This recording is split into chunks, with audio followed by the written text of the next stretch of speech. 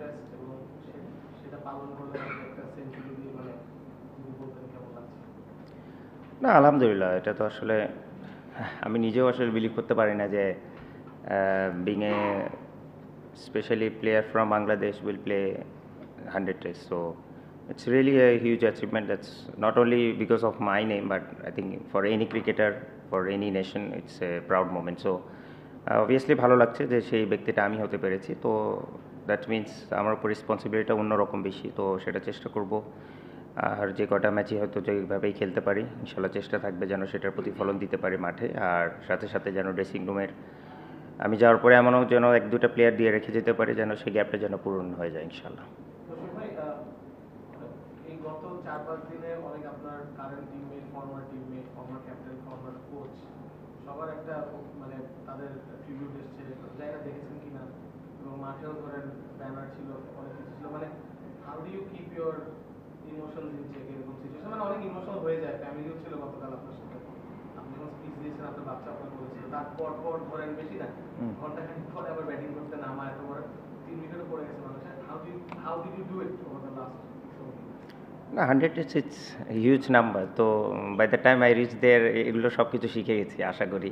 তো সেটাই এক্সপিরিয়েন্সটাই গ্যাদার করার চেষ্টা করেছি এবং কাম থাকার চেষ্টা করেছি। আর to be honest, I really thanks again to BCB what they plan that morning. It really feels great and I really feel honoured on that yesterday specially. So আমি মনে করি যে অ্যাটলিস্ট, যেটা আমি আবারও বলি যে শুধু আমি না, আমি মনে করি এই যে রিকগনিশনগুলো যদি থাকে, আমার মনে হয় যে কোনো ক্রিকেটার বলেন বা যে কোনো ইন্ডিভিজুয়ালের জন্য বলে, তার জন্য বড় একটা ইন্সপিরেশন থাকবে।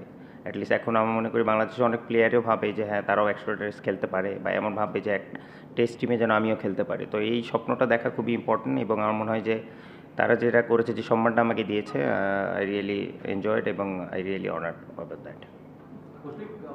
থ্রু দ্য ক্যারিয়ার আপনার অনেক সবকিছু ছিল, আবার রোমাঞ্চকর অনেক ঘটনাই ঘটেছে। সবচেয়ে ভালো সময় আপনি কোন সময় ফেস করতে পেরেছেন, মানে আপনার ক্যারিয়ারের, ক্রিকেটীয় ক্যারিয়ারের মধ্যে?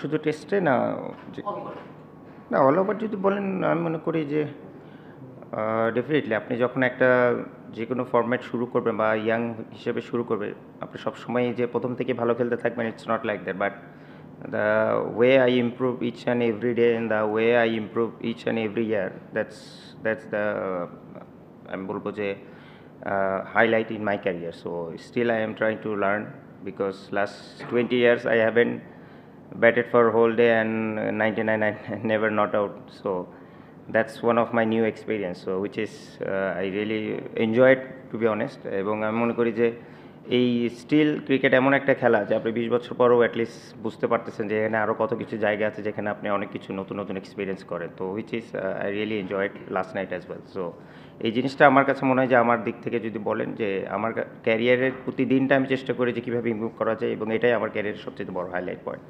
আমার মনে হয়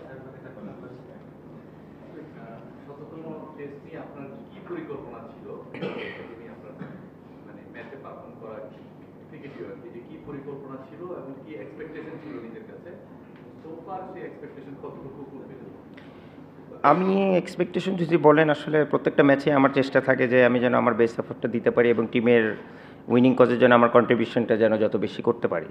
আর গতকালকে ম্যাচের শুরুতে আমি একটা কথা বলেছিলাম হার্ডলে, যে 100 ম্যাচ হোক আর আমার বা যে কারো যে কোনো মাইলস্টোন হোক, it's always team come first. এবং আমি এটাই বলেছি যে বাংলাদেশের জন্য আমি মুশফিকুর রহিম, আমার কাছে মনে হয় যে একটা সমুদ্রের 2-1 ফোঁটা, পানির ফোঁটা। তো আমি মনে হয় যে আমার নামটা ইটস এ ডিফারেন্ট পার্ট।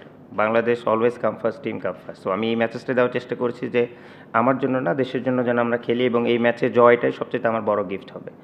তো it doesn't matter weather I score or not, but আলহামদুলিল্লাহ ভালো লেগেছে যে একটা কিছু কন্ট্রিবিউট করতে পেরেছি, এবং ডেফিনেটলি চাবো যে এই ম্যাচটা যেন জিতে, সেটা আরও যেন সেলিব্রেট করতে পারি ইনশাআল্লাহ।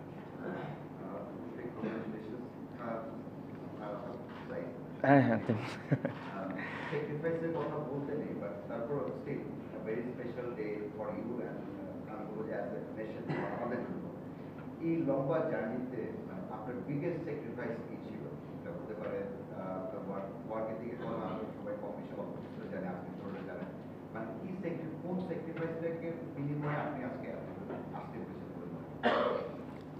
আমার মনে হয় সবচেয়ে বড় স্যাক্রিফাইস যে আমার সাপোর্টটা আমার স্ত্রী দিয়েছে, my wife to be honest. কারণ আপনারাও জানেন যে হয়তোবা দেখে যে আমি হয়তোবা একটু অন্যদের তুলনায় বেশি প্র্যাকটিস করি, বাট এটা পসিবল কখনোই হতো না যদি আমার ঘরে এরকম একটা এনভায়রনমেন্ট না থাকতো। এবং আপনারা কজন জানে না, আমরা জয়েন্ট ফ্যামিলি থেকে বিলং করি, তো দেখা যায় যে আমার ওয়াইফের ওপর যে এক্সপেকটেশনটা আছে এবং সবাইকে ওইভাবে ম্যানেজ করা, কিছু হলেই ওকে ফোন দিয়ে এটা প্রবলেম বা এটা বা আমার যত টাকা ইমার্জেন্সি আমার দিক থেকে না আসা পর্যন্ত ও যদি সব কিছু করতে পারে সেগুলো ম্যানেজ করা, তো ইটস এ হিউজ থিং। তো এটা আমি বলবো যে আমার এটা অনেক বড় স্যাক্রিফাইস। হ্যাঁ, যদিও ওই সময়গুলো হয়তো বা আমি আর ফিরে পাবো না, কারণ আমার দুটো বাচ্চা আছে সেই সময়গুলো।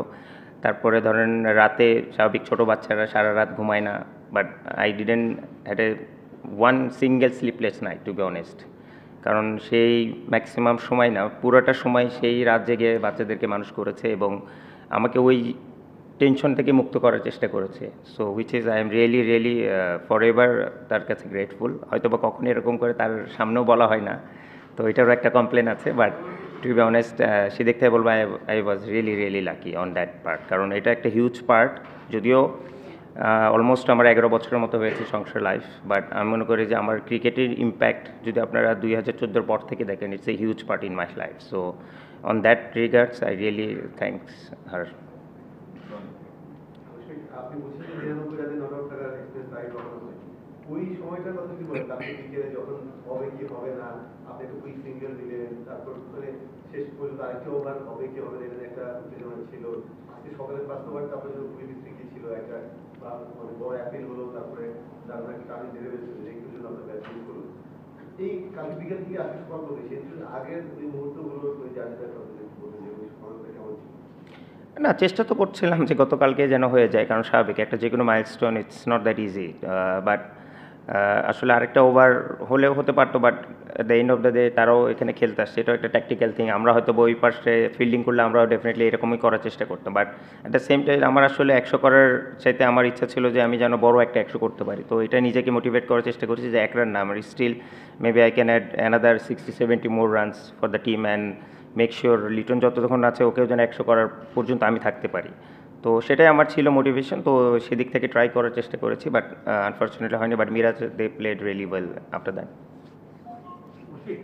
যখন একজন খেলোয়াড় অভিষেক হয় তখন ওই সময় মিডিয়া তাকে নিয়ে একটু লেখালেখি করে তারপর সেটা চলে যায়, কিন্তু আপনি যখন প্রথম খেলতে যাচ্ছেন তখন আপনার অভিষেক টেস্টটা নিয়ে অনেক লেখালেখি করছে, আপনার টিমমেটে অনেকেই আপনাকে নিয়ে ক্রিটিসাইজ করছে, নাকি যে আমি সেই টেস্টে ছিলাম আমার কোনো যেটা ক্রিটিসাইজ করতে হয়েছে।